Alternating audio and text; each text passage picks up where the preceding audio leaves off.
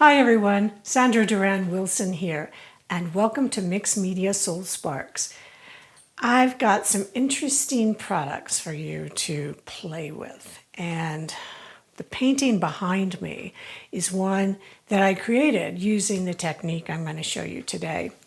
But first, I'd like to just direct you to my website to check out some online classes, some in-person classes, and international art retreats. Unless happen to be in Europe, I'll be there in 26 and Egypt in 27. So keep an eye on the website for all the information of how to register and just find out more about it. Now, this product is it's made by Golden, and it's big. It comes in a much smaller container than this.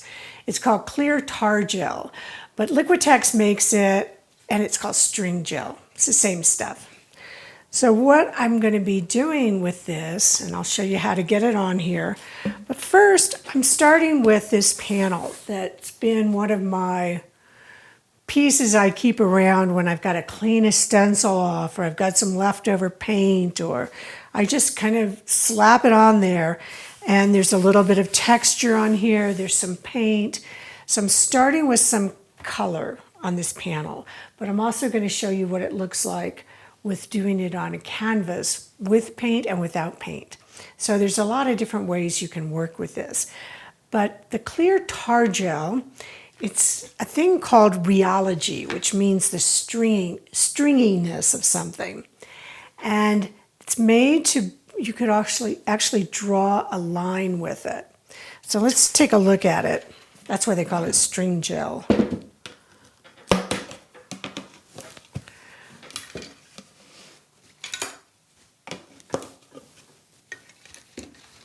Because I have such a big tub of this, I'm using a large palette knife. Let me get my gloves on here because this stuff is really sticky, but it dries very, very clear, and it has great resistance to other things that you're going to put on top of it. So this is how you draw with it. And is it better to be down or up? I'm going to have to keep it flat, so I'm just going to dip my knife and hold it up here. And the faster I move, the thinner the line. I can even get a broken line. But this stuff is going to kind of flatten out like pancake batter. So you don't want to get it on there too thick. See, that first line was pretty thick.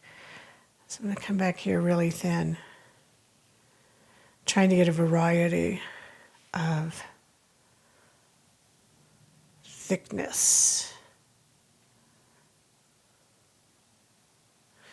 I have less gel on the knife, so I've got to move slower. I can even do little dots. I might pick some of this up from here. Take it this way.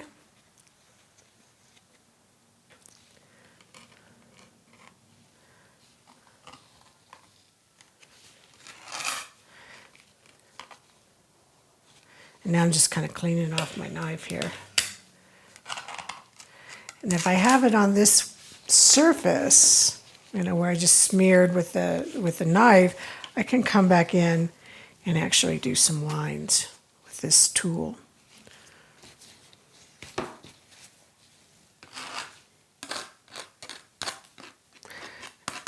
Now the hard part is letting this dry. So it's going to take it a little while to dry, but one of the ways you'll know when it's completely dry is when it is clear. So right now it's kind of a blue tint to it. And like I said, this stuff is really sticky, so I want to clean that all off. Let's get this sealed up.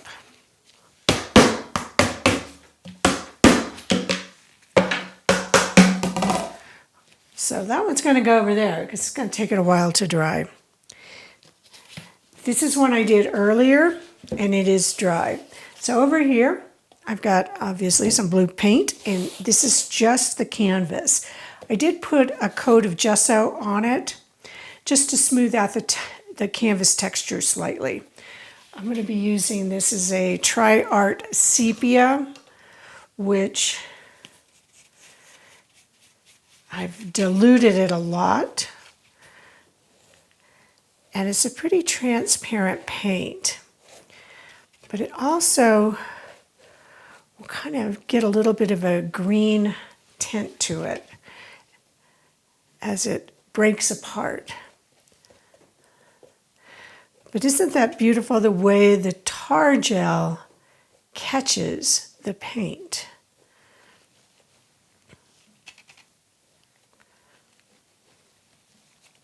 I'm going to come in with, which one do I want? This is a manganese blue, brand new bottle. So let's see if I've opened it yet. Oh yeah, I have. Let's get a wet brush, just put a dab on here. And I want it to kind of float into this sepia because the two colors together make a very nice kind of a green.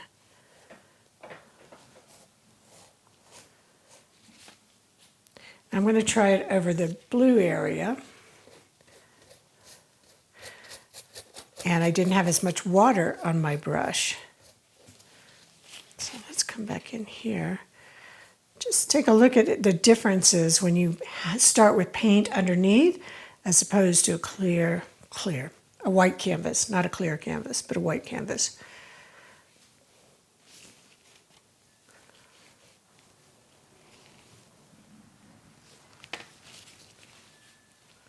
Let's get a little more blue.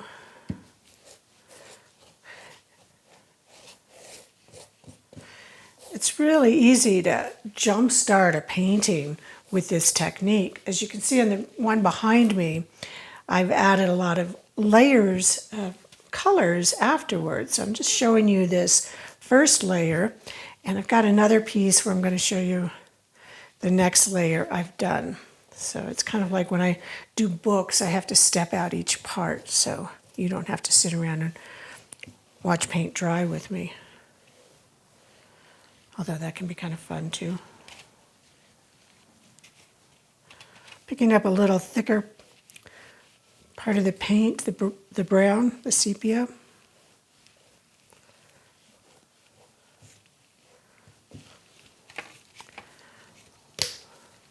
Let this sit for just a short time, and then I'm going to wipe some of it off.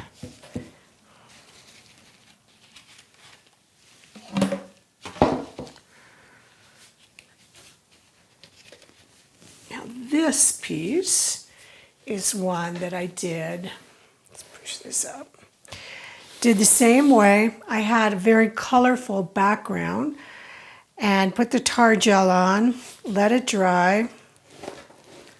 Let's see, we can see this part pretty well. And then once that was all dry, I've come back in with light molding paste, and I'm going to show you how dragging that over, you can change the color. But this is the paste is being resisted where the tar gel is, and it's adhering to the painted surface below. So when I come in with the next layer of paint, it's going to hold it, grab the paint differently. So let me get my light molding paste. Another big container.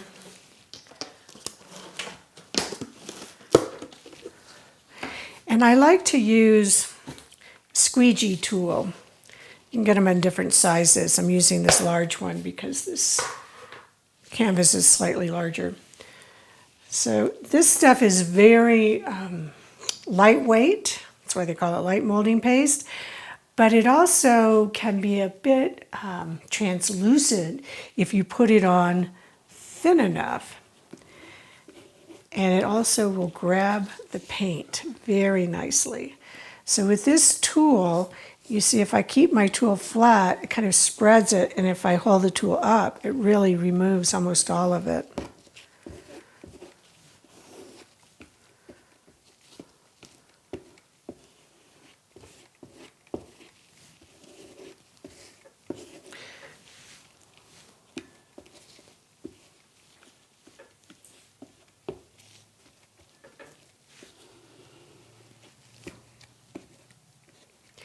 Depending on which way you drag it, the paste is going to stay on one side or the other. So sometimes I like to work it both directions to make sure I get the paste really adhered onto the surface, and then I'll come back and start to remove some of it.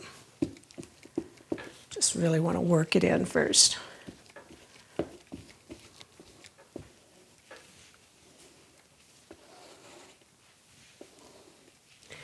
Now on this side, I dribbled the tar gel in, just as you can see, just kind of a haphazard way.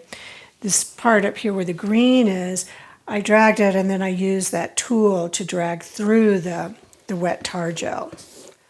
So it doesn't have as distinctive of a line. Now I can apply this in different thicknesses, or keep it really thin, leave some areas really thick. And I can use regular molding paste as well, and that's going to hold the paint differently. It's not going to be as absorbent as this light molding paste is. Now I have to wait for this to dry before I can put paint on. So I'm going to put a little paint in this middle section where I already had it, where it was dry. And I don't have any molding paste on here, but in one of the pieces I finish, I'll show you what that looks like. So let me just get this cleaned up, and then we'll come back and we'll wipe some of that paint off of the other piece.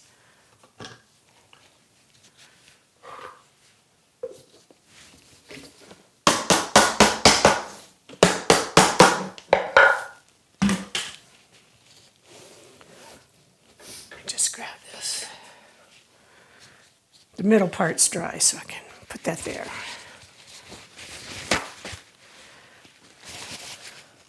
Just gonna let it kind of flow. It's still pretty wet.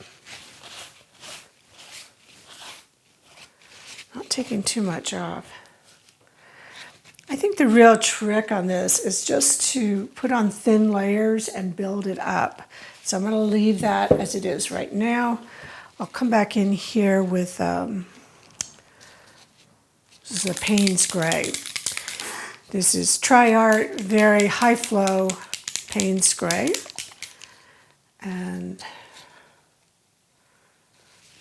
let's get another brush.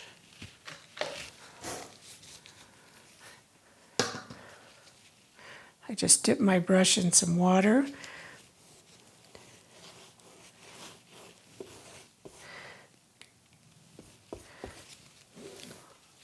It just really starts to flow into that light molding paste, like if this were watercolor paper.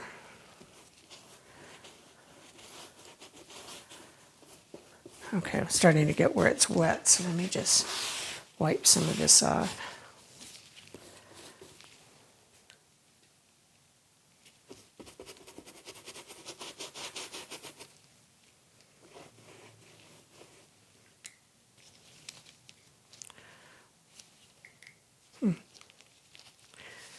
Doesn't want to cooperate. There we go.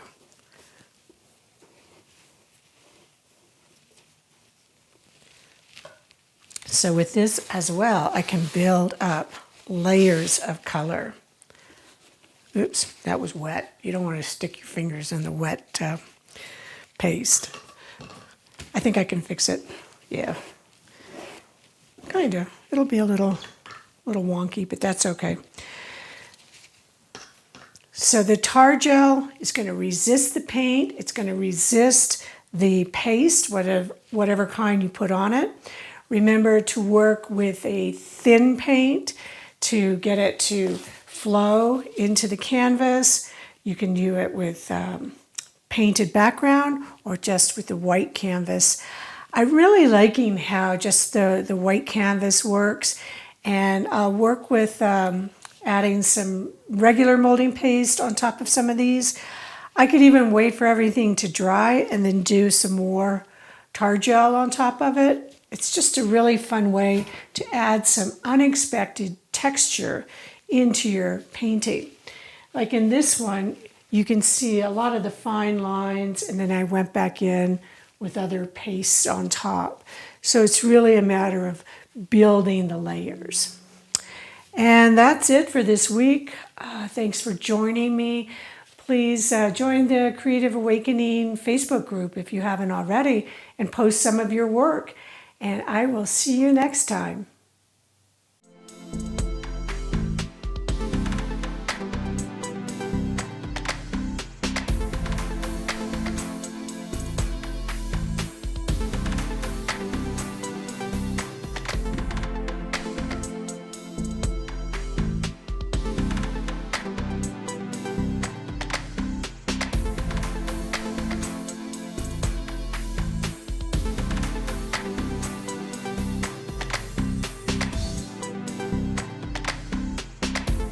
Join the Creative Awakening community on Facebook, where you'll be able to post your art, connect with other creatives around the world, and ask questions.